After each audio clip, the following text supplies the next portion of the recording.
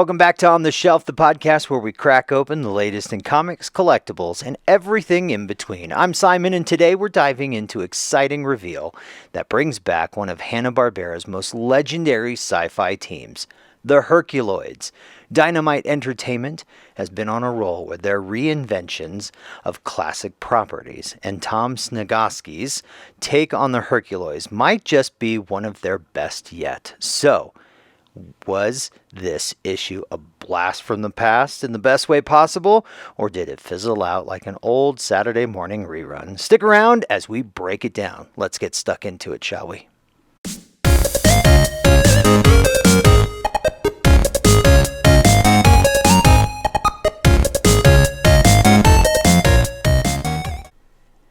Before jumping into new comic, it's important to appreciate the Herculoids' place in animation history. Created by Alex Toth, one of the most influential designers in cartoon history, the Herculoids was one of just Hanna-Barbera's show. It was a bold sci-fi adventure that inspired later series like Thundarr the Barbarian and even elements of Masters of the Universe. The show's format was simple. A group of heroes and their fantastic beasts fought off alien invaders, rogue warlords, and mutated creatures on the jungle-covered planet of Quasar. Unlike many cartoons of its time, it focused on raw action with minimal dialogue, letting Toth's striking designs and fast-paced animation take center stage. Though it only ran 18 episodes in 1967, plus a short-lived revival in the 80s, its impact was huge, leading to guest appearances in Space Ghost Coast to Coast, Future Quest, and various DC comic series. Dynamite Entertainment's decision to revisit the Herculoids isn't surprising, given their track record with Space Ghost, Thundercats, and other Warner Brothers owned properties. With DC Comics largely stepping away from Hanna-Barbera adaptations, Dynamite has taken the lead in reviving these franchises with a modern touch. With issue 1, it was a strong start. Tom Sniegoski's doesn't just rehash the old formula, he expanded it. This isn't a simple alien invasion of the week plot. Instead, there's a sense of real danger and world building at play. We're immediately thrown into action as an alien force threatens Quasar, seeking to strip mine the planet's unique energy sources. Xandar, Tara, and Dorno take charge, but it's the Herculoids themselves who steal the show. Each character gets a moment to shine. Zonk's aerial combat, Tundra's unstoppable charge, Egu's raw strength, and of course Gloop and Gleep's flexible, unpredictable heroics. What's refreshing here is the Sniegoski's gives the human characters more depth. Tara is no longer just a supportive wife, she's making strategic calls. Dorno, the young warrior in training, struggles with his role as he seeks to prove himself. Xandar remains the stoic leader, but there's a sense that he's shouldering more responsibility than ever before. The villains aren't just nameless space invaders either. There's a layered threat behind the attack, hitting a larger conspiracy.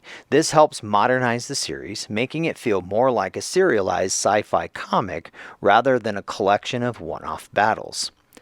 The art and design, a perfect balance of old and new. Kuber Ball's artwork is one of the highlights of the issue, translating Alex Toth's distinct, clean design into modern comic would have more tricky.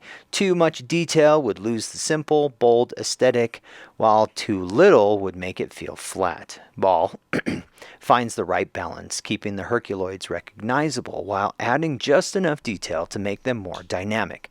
The action sequences flow well. The explosive panel, layouts, and great sense of movement. Zonk's energy blasts are especially well rendered, giving him a real presence in battle. The jungle landscapes of Quasar feel alive, rich with exotic plant life and eerie alien terrain. This issue does exactly what the first issue should do. It grabs you, delivers you a self-contained but engaging story, and leaves you wanting more. There are hints that this won't be a string of episodic battles, but rather a longer, more developed narrative with deeper stakes. With Dynamite Entertainment handling Warner Brothers properties so well, I'm hopeful this isn't one-and-done miniseries. There's so much potential here. Imagine crossovers with Space Ghost or Thundarr the Barbarian, And Dynamite continues down this path, we could be looking at a full-fledged Hanna-Barbera sci-fi revival. And that's a wrap of this episode of On the Shelf. The Herculoids #1 is a solid start, packed with action, nostalgia, and some unexpected depth. If you haven't checked it out yet, which you can't because it doesn't come out until the 5th, I highly recommend you grab yourself a copy. And now, I want to hear from you. Did this issue, when you get to read it, live up to your expectations? What Hanna-Barbera revival do you want Dynamite to tackle next? Hit me up in the comment section below or on our social media, and let's keep the conversation going. Until next time, keep your comics bagged, boarded, and always within reach, because you never know what's going to hit the shelves next. That brings us to a close of another issue of On the Shelf. More news can be found on our website and across social media, where you can find all the news and reviews from a world of geek culture just by using the links in the show notes below. Our email is constantcollectible@gmail.com, and we'll be back next time when we'll find out what's on the shelf. In the meantime, don't forget to like, share, and subscribe to all things Constant Collectible to keep you up to date with the news and reviews from a world of geek culture. I'm Simon. Thanks for listening. Thanks for watching, and we'll see you next time when we find out what's on the shelf. Somewhere out in space live the Herculoids.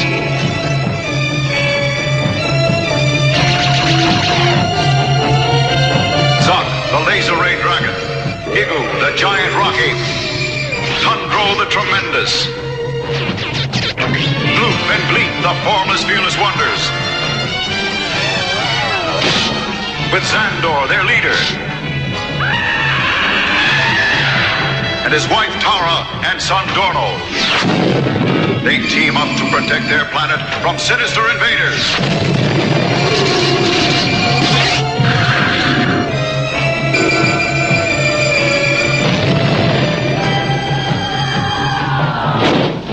All strong, all brave, all heroes.